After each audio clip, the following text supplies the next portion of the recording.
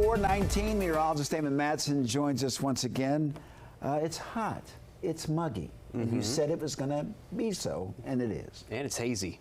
Oh, yeah, that's Oh, yeah, so we got all of the all. every little bit of summer you could ask for, but it's not fun out there, Mark, plain and simple, and we're going to be dealing with this heat for a good chunk of the week now, the rest of the way through, so we'll keep on keeping on here, and there's our view. We got some sunshine, and that's what has been helping to heat us up, but notice something, folks. That sky over the Washington Monument, even though there aren't any clouds out there, it's not a crystal clear blue sky. That is the effect of some of that haze and wildfire smoke that is also a part of this whole equation and will have a say in not just what impacts us for the rest of the week, but also just how the temperatures develop and how this heat impacts us too moving forward the rest of the week. Here's where that air quality is at. It certainly has not been at a higher standard out there today. We're seeing moderate levels of that smoke and haze high up in the atmosphere, dropping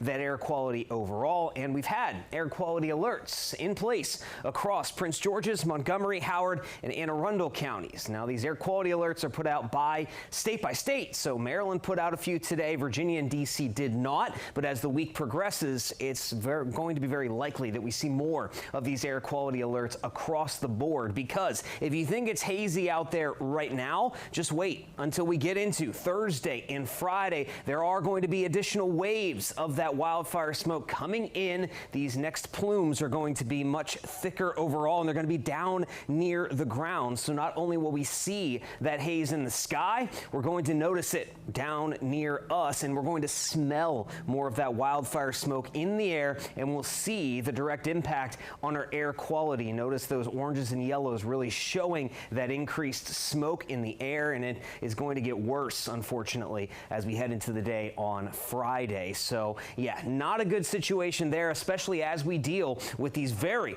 hot temperatures. Right now, we're in the middle to upper 90s. If you will, the only bright side, the only positive to that smoke out there, it's going to really filter that sunshine. So overall, it's going to keep our temperatures down a few degrees over the next few days. But with the humidity still in the air out there today, it doesn't really matter what the air temperature is. It's still sweltering. That heat index is well into the triple digits across the area. So yeah, today we're certainly feeling it. But watch what happens as we go through the night tonight. It stays rather warm. Most of us keep low temperatures well in the 70s to start out our Thursday. Then tomorrow, I know that DC, we're pointing out a 100-degree reading there, but notice everybody else, 94, 95, 96. I think that's going to be a little bit more likely, especially as we see more of that thick smoke filling the sky. So at the end of the day, still very hot, but we're not going to hit that 100-degree mark the rest of the week thanks to that smoke in the air. And then as we head into the day on Friday, we're still going to jump into the 90s,